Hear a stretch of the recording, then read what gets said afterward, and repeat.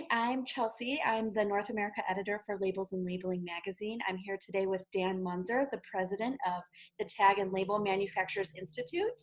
Dan, how are you? I'm great. It's good to be here. Thanks so much for listening to what we have to say. Oh, of course. Well, tell me, I know you're talking to a lot of label converters in North America. What are you hearing from them? What's their situations like? Well, I think our industry is probably no different than what everybody's everyday lives are. It's very hectic. I can tell you though that networking and knowledge sharing are really what TLMI is about. They're our core value, and never has it been stronger than now. I mean, there's been a lot of communication amongst people rallying together and making sure that everybody has what they have to respond to orders. So, what are their situations like? Are a lot of them at capacity? Are they struggling right now? What's the situation? It's funny. I mean, I talk to multiple members every day, Mhm. obviously.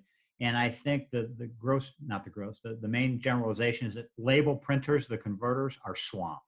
Mhm. I mean, swamped. Yeah. Everybody's orders are up. I talked to a printer yesterday that they said their backlog quadrupled Wow. over the course of COVID-19. And so the label manufacturers are busier than ever.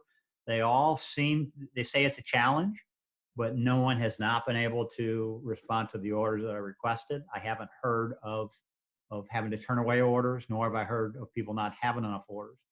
The question then becomes on the supply side because half of our members are suppliers, Mhm. and so if you're a supplier that is part of the actual label material process, obviously the label, the inks, the adhesives, the tooling, etc. Their business is obviously up too, and I know that some of them are having a tough time keeping up with demand. They don't necessarily have the same surge capacity that a label printer would have. But the people who are selling capital equipment, sorry to say that these are tough times for them because it just isn't a priority. It's not that those numbers aren't going to bounce back, but right now, buying a new piece of capital equipment isn't forefront on people's minds. So there is some pain on that section of our membership. Yeah. Yeah. It seems like a lot of people that I've talked to too are in that crisis mode right now. They're just kind of trying to keep their head above water and just keep swimming as long as these orders keep coming in. Absolutely. And again, I think, it goes without saying with our industry, it's a very resilient group. And there's all in this terrible pandemic, there's still a lot of optimism and a silver line and a real can-do attitude. I'm not getting a lot of pessimism and woe be us. It's like, hey, what do we need to do? We need to solve these supply chain issues. Yeah. And I'm even hearing of other label converters who are offering to take capacity for their neighbors and, people just kind of rallying behind each other and support. There's no question that's happening all the time. In fact, I get requests every day from people offering that assistance, saying, hey, if anybody needs some help, I'm here. And, we walk a fine line as a trade association. Obviously you don't want certain people to take advantage of situations. So, we really rely on our network, talking with our network to spread that word. But having said that, if I can elaborate real quick, a lot of our members have reached out and said, hey, what can we do in the broader supply chain issue of PPE? And, you hear about all the shortages of masks and gowns and all that type of stuff, thinking that, hey, certainly we can do some things.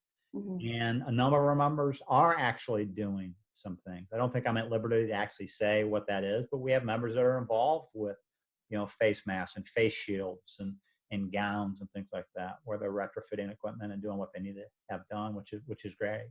Yeah. It really is a testament of what the type of industry this is. They just really rally behind each other and want to help. Testament. That's a really good word. See, you use the word testament. I say it's really cool. Yeah. Um, so what do you think, Dan, in your opinion, like how do you think this will change the label industry just overall in terms of consumption, market trends? I mean, what's the long-term impact here? Long term, I'd be lying if I said I actually know. I mean, the sales of the actual labels themselves are just through the roof, as we've already said. That is obviously going to dial back. And I think the big question is, what is it going to dial back to? Is it going to dial back? Are numbers ultimately going to fall below levels pre-COVID-19? My personal opinion, and from what I hear, in discussions with everybody, that's not going to be the case. We should return to the new normal, should be the old normal, Mhm. where there is solid growth. I don't think you're going to see it. I don't think you're going to see a backlash of, this excess surplus or this excess demand, then filling a pipeline that's not going to be able to be filled. So I think it's going to, I think, the prospects are very, very good, because so much of what we're labeling as an industry is for immediate consumption or is for perhaps new products, new packaging. Take the hand sanitizers, as a perfect example. The spirit companies that have converted their lines to creating hand sanitizer, well, those need labels that have never been done before. Well, when they're done making hand sanitizer, they're going to start making their products again. They're going to go back to their regular labels. So, yeah, it should be good. I think as an industry, though, it is forcing us to look at contingency plans in general. It's been on our radar. And I guess maybe just like the federal government, maybe we didn't pay it enough attention, enough attention as we should. But I think you're going to see a lot more systems and formal programs put in place to, where our members will be better suited to respond to whatever the next catastrophe may be, whether it be national or on a local level with their particular facility. Yeah, and Yeah, I I'm think it's hearing pretty from good. people. I'm hearing from people too who are struggling now. They have part of their workforce working from home, and they're just not used to that situation and that scenario. Are you hearing that as well? I'm hearing a lot of that, and I'm hearing a lot of people saying, "Hey, this is going to be a change, Hmm. moving forward. That you're going to see a lot less brick and mortar offices and more remote working." And TLMI, I guess we're on the forefront. We do a lot of remote working. Yeah, Over half of our staff isn't at TLMI, yeah, so it certainly can be done. There's nothing that, as you probably know, I mean, you're sitting in your home right now. You probably miss interacting with your team, and you're never going to replace that. It's yeah, always going to exist, but maybe there's just going to be more flexibility as to when you can work. yeah. Well, but yeah, I'm hearing the same thing. Yeah, I'm wondering too if it's going to start kind of driving more digital adoption, more automation in plants, and what I mean, long down the road, long term, what that will mean for the industry. No, I think you're right. I think you're right. And I mean, we get hung up on digital. Yes, digital, I think, is uniquely positioned to be able to respond to it, but quick change conventional too. Right. It's the same thing. Yeah. Yeah. So I mean, yeah, I think it's definitely going to change. I don't think it's going to be, the massive shift that maybe some people are anticipating it's going to be, but it definitely will change. It Yeah. definitely will. So Dan, what any message from TLMI to your members, to the label industry in general? Yeah, absolutely. Well, I mean, here I could take 10 minutes on this and I'll try and be concise. Number one, with regards to our members, we're here to help. I'm really proud of what our staff has done and what the broader community has done as far as communication. Every day we're sending out 2, 3 updates on various things. And we've created our member-only COVID site, obviously, where the latest and greatest information is held.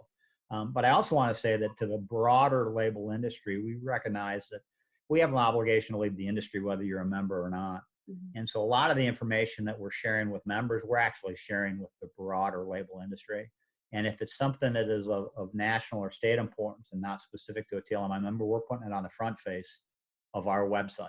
Mm-hmm. And likewise, we're spending a lot of time talking with other associations, other industries, and keeping those lines of communications going. We're blessed with Affinity HR Group and PACE, our government group in DC. They are, every day, countless times a day, they're reaching out to us with additional information for us to share with our members. So I think, it's never been a better time to be an active member Mm-hmm. of TLMI Yeah. and engage. So I'd encourage our members to engage and communicate with each other. That's what we're here for. Yeah. All right, Dan. Well, thank you for joining us today, and stay safe and Well, stay home. likewise, it's great to see you. Yeah, you too, Dan. Take care.